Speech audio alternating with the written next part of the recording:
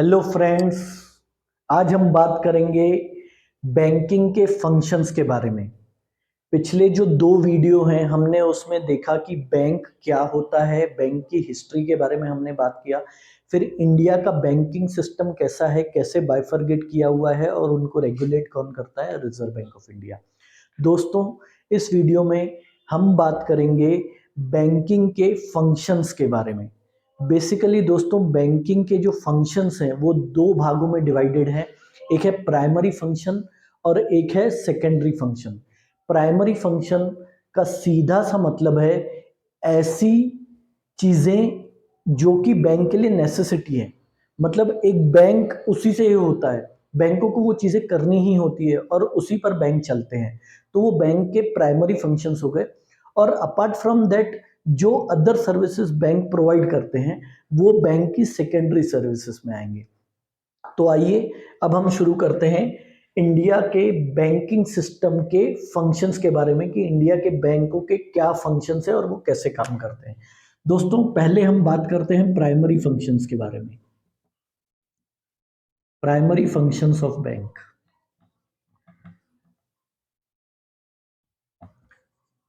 Primary functions of bank. दोस्तों, primary functions को अब हम दो भागों में डिवाइड करते हैं। एक तो है एसेट और दूसरा है liability.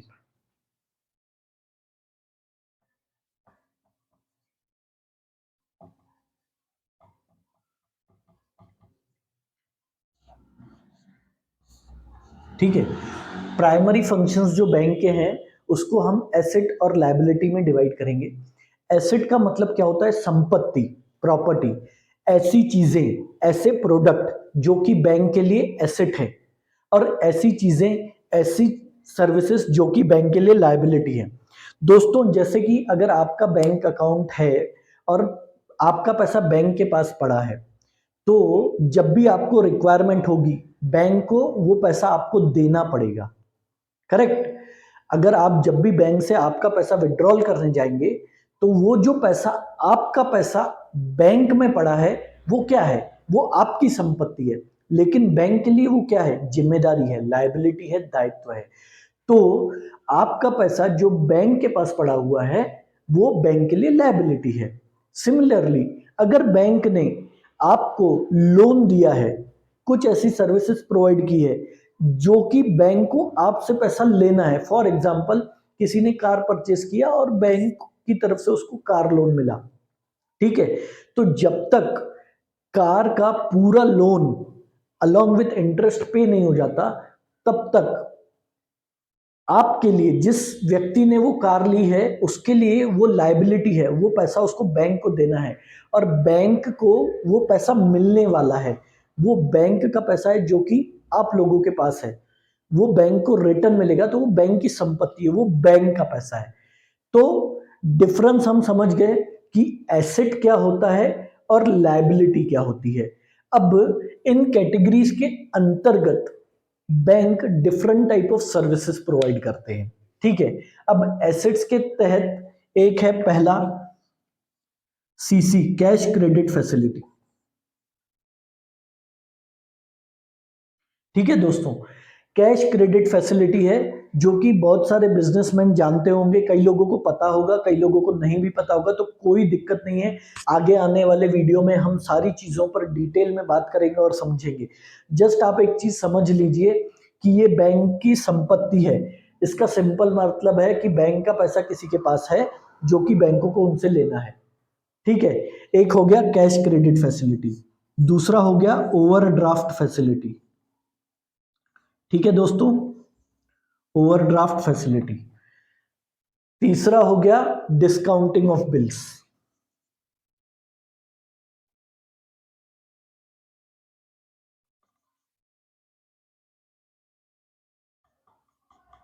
Discounting of bills.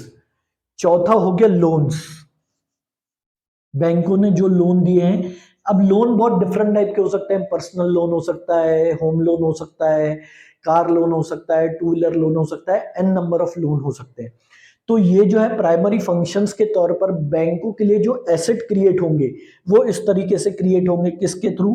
Cash credit facility के थ्रू, ओवरड्राफ्ट फैसिलिटी के थ्रू, डिस्काउंटिंग ऑफ बिल्स के थ्रू, लोन्स के थ्रू, इस तरीके से बैंकों की संपत्तियां क्रिएट होंगी। सिमिलरली सिमिलरली लाइबिलिटीज जो हैं, अब बैंकों को देखिए, बैंक का एक सिंपल कंसेप्ट है, जो आप लोगों का पैसा है, बैंक उस पैसे को यूटिलाइज करता है और उस पर इंटरेस्ट अर्न करता है। सिमिलरली अगर आप बैंक के पास पैसा रखते हैं तो बैंक आपको भी इंटरेस्ट पे करता है। द ओनली डिफरेंस कि आपको रेट ऑफ इंटरेस्ट जो बैंक की तरफ से होता है वो कम मिलता है, लेकिन जब आप लोन लेते हैं तब आप ज्यादा रेट ऑफ इंटरेस्ट चुकाते हैं। तो ये जो डिफरेंस होता है, इस मार्जिन के थ्रू बैंक अपना खर्चा निकालता है और अर्न करता है और अपने लिए एसेट क्रिएट करता है। ठीक है, अब हम बात करेंगे बैंकों के लिए लायबिलिटी क्या है, दायित्व क्या है। इसको भी फर्दर दो भागों में डिवाइड किया हुआ है लायबिलिटी को। एक होता है डिमांड डिपॉजिट,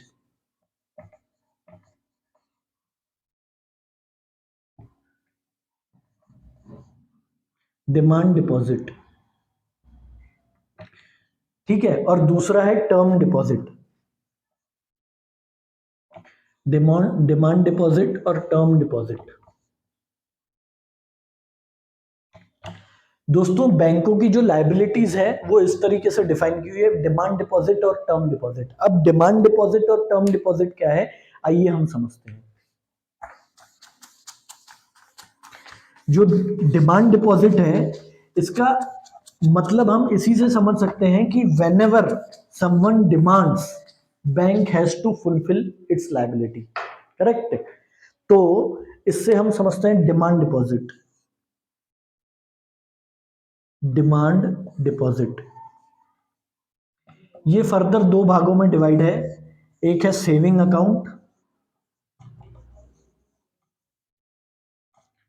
अब आप बहुत सारे लोग जानते होंगे सेविंग अकाउंट क्या है, जो आपका खाता बैंक के पास होता है जिसमें आपका पैसा डिपॉजिट होता है। दूसरा होता है करंट अकाउंट, ठीक है। करंट अकाउंट बेसिकली बिजनेसमैन के लिए होता है, जहां पे वो बल्क में ट्रांजैक्शंस कर सकते हैं। सेविंग अकाउंट में कुछ लिमिटेशंस होती है। तो जब भी आप लोग अपना पैसा बैंक के पास लेने जाएंगे तो ये बैंक की रिस्पॉन्सिबिलिटी है, आपका पैसा आपको इमीडिएटली उसी समय वापस दे, करेक्ट। तो ये क्या हो गया, ये जो डिपॉजिट का टाइप हो गया ये डिमांड डिपॉजिट। जब आपकी जरूरत है तब बैंक को वो जिम्मेदारी को निभाना है, उस लायबिलिटी को फुलफिल करना है। इसलिए ये जो दो अकाउंट है, सेविंग अकाउंट और करंट अकाउंट, ये आते हैं डिमांड डिपॉजिट की कैटेगरी में। और दूसरा जो टाइप हमने पढ़ा था वो है टर्म डिपॉजिट, ठीक है। टर्म डिपॉजिट को हम टाइम डिपॉजिट भी बोलते हैं। दोस्तों ये जो टर्म डिपॉजिट होता है इसको हम टाइम डिपॉजिट भी बोलते हैं। इसका सिंपल मतलब है कि यहाँ पे हमको टाइम मिलता है, मतलब बैंक को टाइम मिलता है, नॉट हमको। यहाँ पे बैंक को टाइम मिलता है चीजों को समझने के लिए, ठीक है। अभी टाइम डिपॉजिट या टर्म डिपॉजिट में दो भागों में डिवाइड है, टर्म और टाइम डिपॉजिट, ठीक है। ये क्या है, फिक्स डिपॉजिट,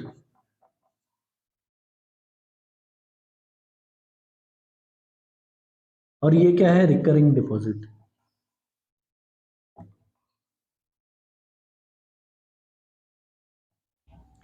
दोस्तों टर्म डिपॉजिट और टाइम डिपॉजिट जो है ये फर्दर दो भागों में डिपॉजिट है।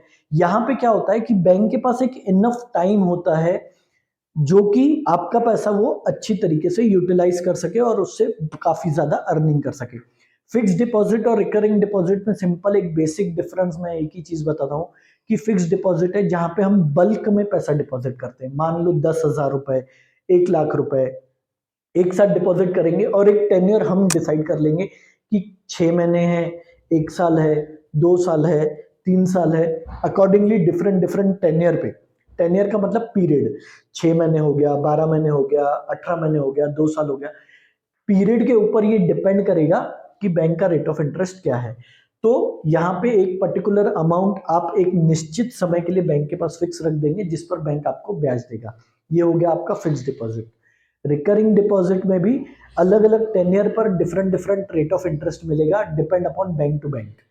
बट रिकरिंग में डिफरेंस क्या है, आपको एवरी मंथ पेमेंट करना पड़ेगा। मान लीजिए आपने 1000 रुपए का रिकरिंग डिपॉजिट स्टार्ट किया, तो आपने सोचा कि 12 महीने के लिए मैं रिकरिंग डिपॉजिट अकाउंट खोलूंगा, तो 12 महीने हर महीने आपको 1000 रुपए पे करते रहना पड़ेगा, और 13th मंथ में उसका मैच्योरिटी होगा, जो भी आपका इन्वेस्टमेंट है, मतलब 1000 रुपीज पर मंथ के हिसाब से 12 महीने का 12,000 हो गया, प्लस बैंक की तरफ से जो भी रेट ऑफ इंटरेस्ट डिसाइडेड है उस टर्म पे, अकॉर्डिंगली वो रिकरिंग डिपॉजिट होके 13 मंथ में मैच्योरिटी पे वो मिलेगा।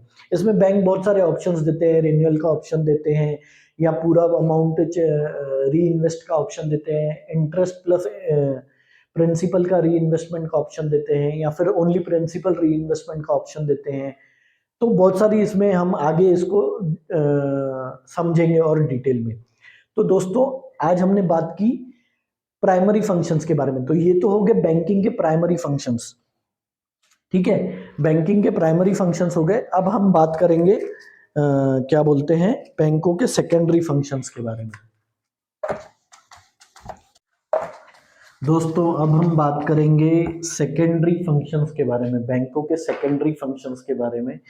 दोस्तों जैसे बैंकों के सेकेंडरी फंक्शन है, जैसे कि आपकी कोई कीमती चीज है, जैसे गोल्ड हो गया या सोना हो गया, आपको लगता है कि वो आपके घर पे सेफ नहीं है, डायमंड हो गया, आप बैंक में उसको रख सकते हैं, बैंकों से लॉकर फैसिलिटी आप ले सकते हैं, ठीक है। तो बैंक के सेकेंडरी फंक्शंस की अभी हम बात कर रहे हैं।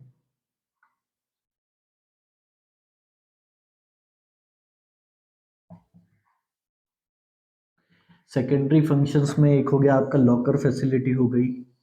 उसके बाद अगर आपको बैंकों में म्यूचुअल फंड में इन्वेस्ट करना है, तो आप म्यूचुअल फंड के थ्रू, आप बैंकों के थ्रू म्यूचुअल फंड में इन्वेस्ट कर सकते हैं। तो bank mutual fund investment services भी प्रोवाइड करता है, म्यूचुअल फंड। अगर आप इंश्योरेंस लेना चाहते हैं तो बैंक इंश्योरेंस सर्विसेज भी प्रोवाइड करता है, बैंक का अश्योरेंस बोलते हैं हम उसको, बैंक का अश्योरेंस, ठीक है दोस्तों। बैंक का अश्योरेंस के अलावा ऐसी बहुत सारी सर्विसेज है, चेक हो गया, डीडी हो गया, चेक हो गया, डिमांड ड्राफ्ट हो गया, ठीक है, चेक हो गया, डिमांड ड्राफ्ट हो गया। इसके बाद एनईएफटी हो गया, आरटीजीएस हो गया, इलेक्ट्रॉनिक क्लियरिंग सिस्टम हो गया, और भी जैसे पीपीएफ हो गया, किसान विकास पत्र, गवर्नमेंट की कुछ स्कीम्स हैं जो कि बैंक चलाती है, जैसे किसान विकास पत्र एक गवर्नमेंट की स्कीम है, और सुकन्या समृद्धि योजना। तो बैंक गवर्नमेंट सर्विसेज को भी बैंक के थ्रू हमें प्रोवाइड की जाती है, तो वो भी बैंकों के सेकेंडरी फंक्शंस में आता है।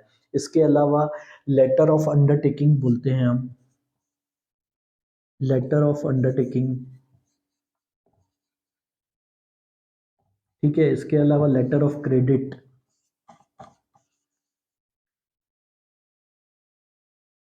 दोस्तों हो सकता है आपको बहुत सारी चीज़ें इसके बारे में मालूम नहीं हो, लेकिन हम इसके बारे में हम डिटेल में बात करेंगे और आगे समझेंगे कि ये सेकेंडरी फंक्शंस जो हैं बैंक्स के, वो कैसे हम आगे मतलब कैसे बैंक उसका यूटिलाइज करता है, और उसके क्या क्या बेनिफिट्स होते हैं, और उसको कैसे यूज़ कर सकते हैं।